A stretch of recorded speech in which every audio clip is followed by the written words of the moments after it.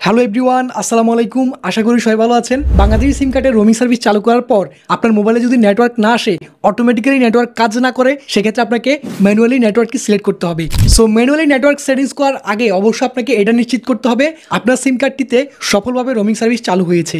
যারা রিসার্চ করে roaming service চালু করতে ট্রাই করেছেন, তাদের অনেক সময় রোমিং অ্যাক্টিভেট হয় না, অযথা সেটিংস করে আপনারা অনেক বেশি হয়রান হতে হয়। সো প্রথম আপনাকে চেক করতে হবে আপনার নাম্বারটিতে রোমিং সার্ভিস চালু হয়েছে কি হয়নি। সো এর জন্য আপনারা বিদেশ থেকে যদি 121-এ কল করেন, সেক্ষেত্রে কিন্তু কোনোভাবে আপনি বাংলাদেশি রোমিং হেল্পলাইন নাম্বারে কন্ট্যাক্ট করতে পারবেন না এবং কোনোভাবে আপনারা কাস্টমার কেয়ারে কন্ট্যাক্ট করতে পারেন না।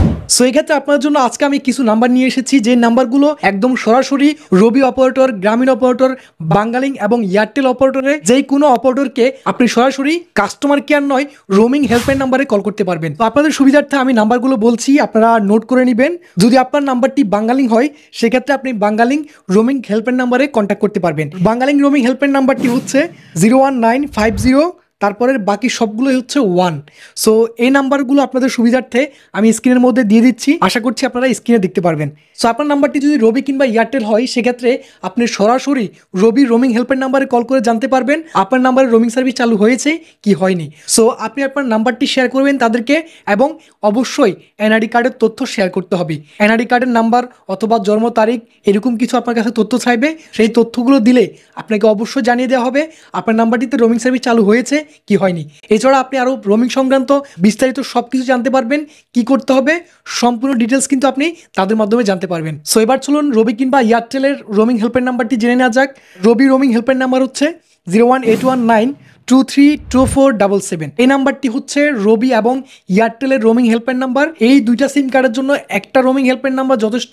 এই একটা নাম্বারে আপনারা কন্ট্যাক্ট করলে দুইটা অপারেটরের সিম কার্ডের কিন্তু আপনারা ইনফরমেশন পেয়ে যাবেন। এরপরে হচ্ছে গ্রামীণের রোমিং হেল্পলাইন নাম্বার হচ্ছে 01700100121।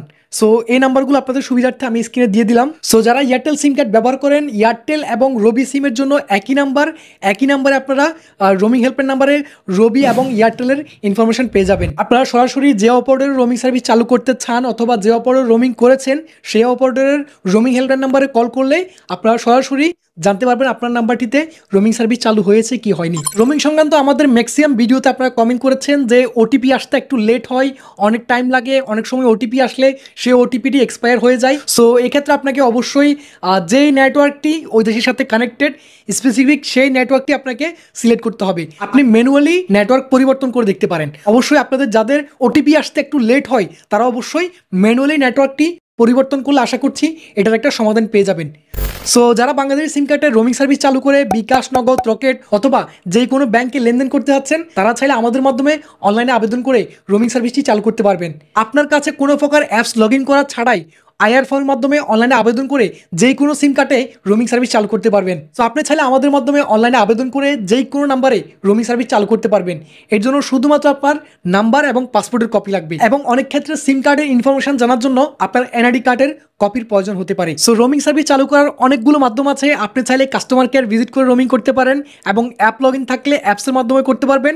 এবং আপনার সিম কার্ডটি যদি অলরেডি দেশের বাইরে চলে যায়, সেক্ষেত্রে একটু জটিল আইআর ফর্মের মাধ্যমে আবেদন করে করতে হবে। আপনারা চাইলে ওয়েবসাইট থেকে আইআর ফর্ম ডাউনলোড করে নিজের রোমিং সার্ভিস নিজে চালু করতে পারবেন। আর যদি একটু জটিল মনে হয়, তাহলে সেক্ষেত্রে আমাদের মাধ্যমে অনলাইনে আবেদন করে রোমিং সার্ভিস চালু করতে পারবেন। সো আমাদের মাধ্যমে বাংলাদেশের যে কোনো সিম কার্ডে অনলাইনে আবেদন করে রোমিং সার্ভিস চালু করতে পারবেন। স্ক্রিনে একটা হোয়াটসঅ্যাপ নাম্বার দেওয়া থাকবে, এই নাম্বারে যোগাযোগ করে আপনি বাংলাদেশের যে কোনো সিম কার্ডে রোমিং সার্ভিস চালু করতে পারবেন।